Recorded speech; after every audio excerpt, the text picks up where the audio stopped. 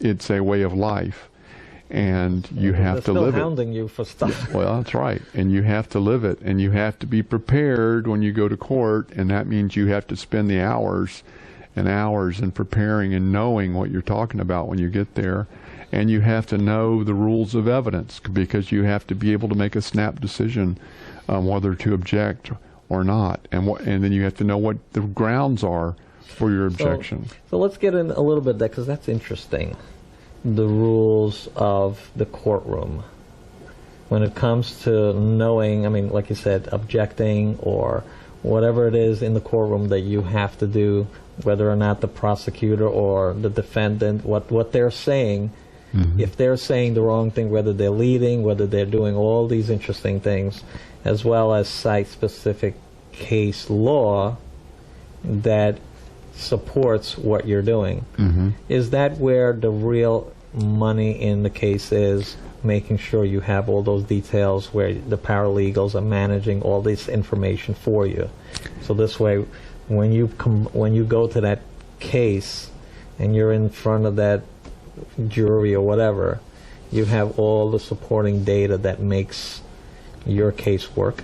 Well, my first rule is you better know the rules of evidence. If you have to turn to a paralegal and say, is this objectionable, it's too late. I mean, the question's been answered, the jury's heard it, and the case has moved along, and once none of their questions asked, a judge is not interested in going back. And there's a sort of a saying that once the bell's been rung, you can't unring it. And so as soon as that question comes out, you have to know all. I mean, that's what I'm saying. Like, when being prepared is all of that stuff. Making sure all the case law that supports whatever your defense or whether you're the prosecutor.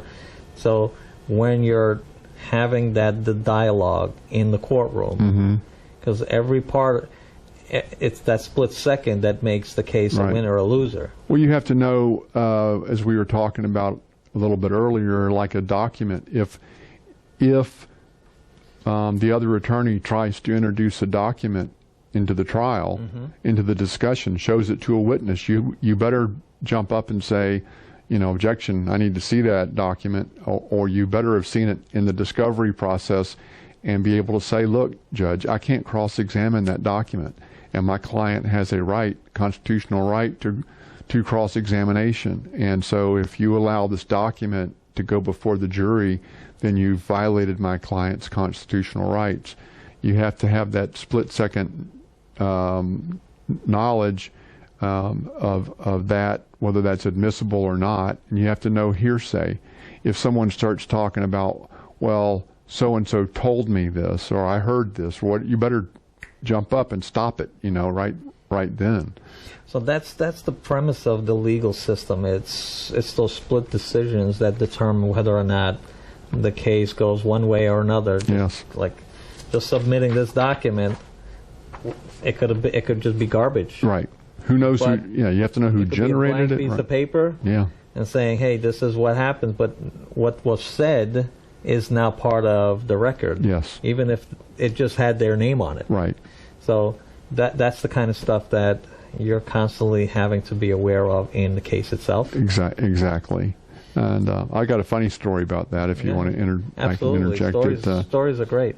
I used to, especially in death penalty cases, in picking a jury, it's called voir dire, I would always ask potential jurors what church they went to and if they had any religious opposition to imposition of the death penalty.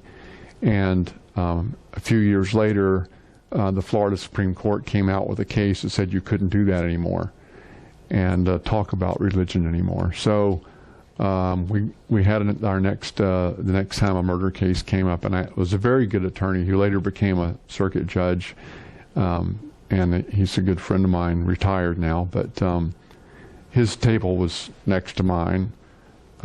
So we were sitting next to each other except separated by the space between the two tables. And the jury came in, the potential jury came in, and they sat down, and he was sitting there. And so I reached down into my briefcase and I pulled out a Bible, and it said Holy Bible on the binding, and I slammed it down on the table, and he looked over and saw it, and he jumped up and said, "Objection! Mr. Hogan has the Bible on his table." And as soon as he said it, you could see him going, "Oh no, I've been had." And so I stood up very slowly and said, "I apologize, Your Honor. I had no idea that just having the Bible on my table would be so objectionable. The word of the Lord would be objectionable to Mr. So-and-so." Wasn't that the thing that they just put their hands on? Exactly.